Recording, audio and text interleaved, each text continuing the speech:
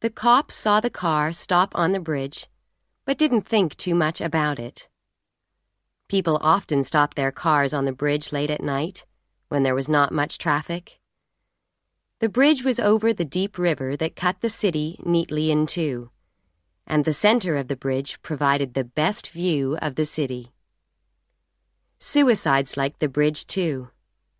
The cop didn't think of that until he saw the man get out of the car, walk slowly along the footpath at the edge, and put a hand on the rail. There was something about that lonely figure, something about the grayness of the night, the fog coming off the river. The cop looked at him and swore, and wondered if he could get to him in time. He didn't want to shout or blow his whistle, because he knew what shock or surprise could do to a probable suicide. Then the man lit a cigarette, and the cop knew he had time. They always smoked all of that last cigarette before they went over the edge.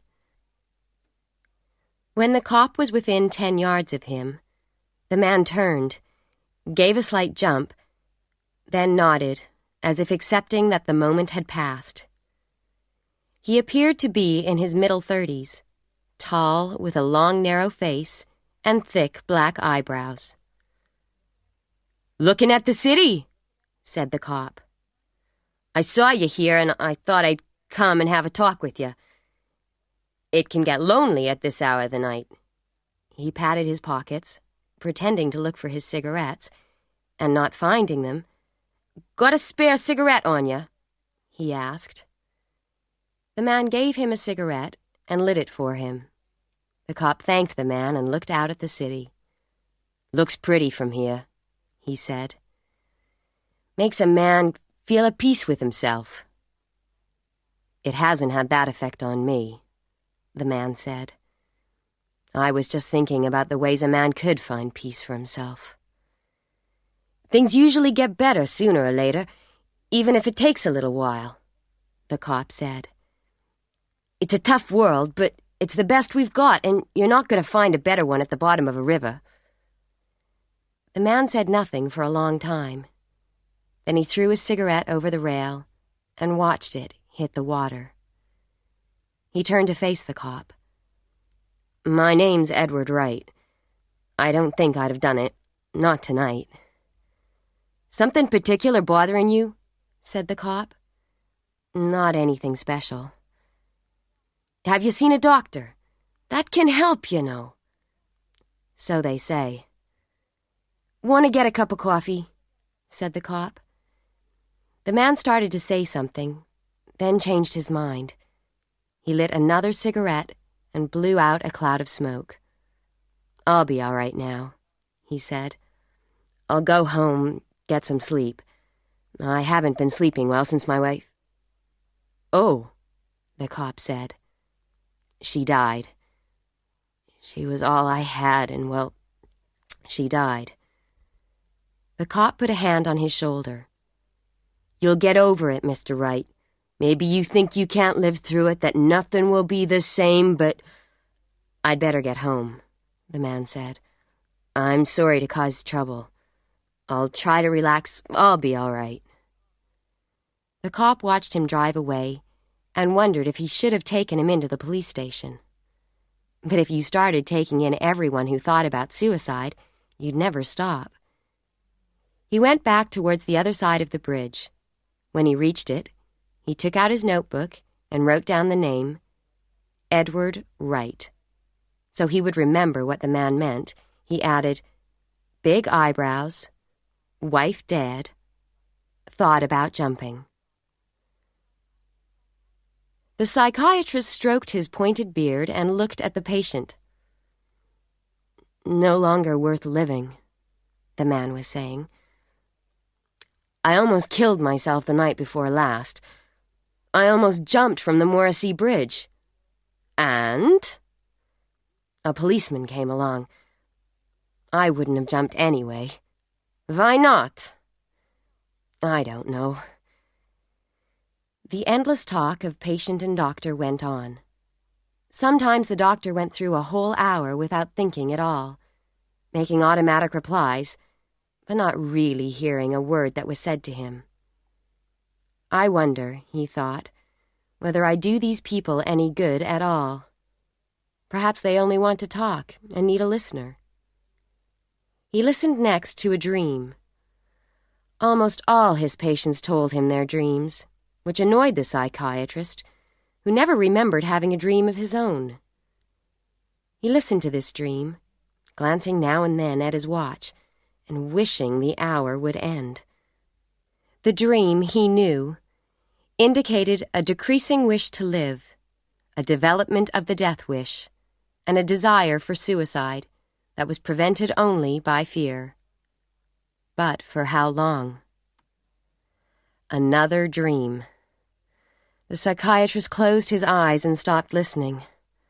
5 more minutes, he told himself, and then this fool would leave. The doctor looked at the man, saw the heavy eyebrows, the expression of guilt and fear. "I have to have my stomach pumped, doctor," the man said. "Can you do it here, or do we have to go to a hospital?" "What's the matter with you?" "Pills. Sleeping pills? How many did you take?" 20, said the man. 10 can kill you, said the doctor. How long ago did you take them? Half an hour. No, maybe 20 minutes. And then you decided not to act like a fool, yes? 20 minutes. Why wait this long? I tried to make myself sick. Couldn't do it. Well, we'll try the stomach pump, the doctor said. It was very unpleasant. But finally the doctor said, You'll live. Thank you, doctor. Don't thank me. I'll have to report this. I wish you wouldn't. I'm under a psychiatrist's care. It was more an accident than anything else, really. The doctor raised his eyebrows. 20 pills? You'd better pay me now.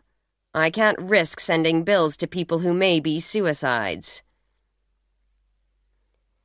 This is a fine gun for the price, the clerk said. But for just a few dollars more... No, this will be satisfactory. I'll need a box of bullets. The clerk gave him a box. Or 3 boxes for... just the one. The shopkeeper opened a book. You'll have to sign there to keep the law happy. He checked the signature when the man had finished writing. I'm supposed to see something to identify you, Mr. Wright. Can I see your driver's license? He checked the license, compared the signatures, and wrote down the license number. Thank you, said the man. Thank you, Mr. Wright. I think you'll get a lot of use out of that gun. I'm sure I will. At 9 o'clock that night, Edward Wright heard his back doorbell ring. He walked downstairs, glass in hand, finished his drink, and went to the door. He was a tall man with thick black eyebrows. He looked outside, recognized his visitor, and opened the door. His visitor put a gun in Edward Wright's stomach. Mark? Invite me in, the man said. It's cold out here. Mark, I don't... Inside. In the living room, Edward Wright stared at the gun and knew that he was going to die. You killed her, Ed, the visitor said. She wanted a divorce. You couldn't let her have that, could you? I told her it was dangerous to tell you that you were nothing but an animal. I told her to run away with me and forget you. But she wanted to do the right thing, and you killed her. You're crazy. You made it look like an accident, didn't you? How did you do it? Tell me, or this gun goes off. I hit her. Wright looked at the gun, then at the man. I hit her a few times.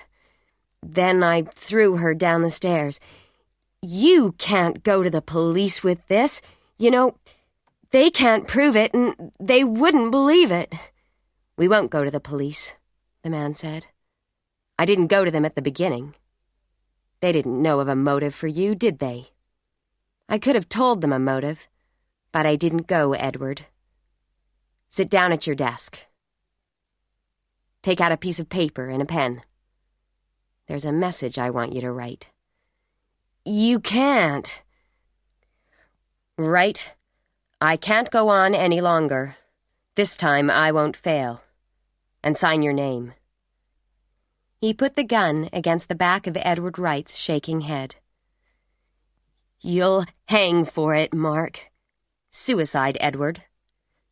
No one will believe I was a suicide. Note or no note. They won't believe it. Just write the note, Edward. Then I'll give you the gun and leave you to do what you must do. You just write the note. I don't want to kill you, Edward. I want you to write the note, and then I'll leave you here. Wright did not exactly believe him, but the gun at his head left him little choice. He wrote the note and signed his name. Turn round, Edward. He turned and stared. The man looked very different. He had put on false eyebrows and false hair, and he had done something to his eyes. Do you know who I look like now, Edward? I look like you. Not exactly like you, of course, but a good imitation of you. You've been pretending to be me? But why? You just told me you're not the suicidal type, Edward, but you'd be surprised at your recent behavior. There's a policeman who had to talk you out of jumping off the Morrissey Bridge. There's the psychiatrist who has been seeing you and hearing you talk about suicide. There's the doctor who had to pump your stomach this afternoon. It was most unpleasant.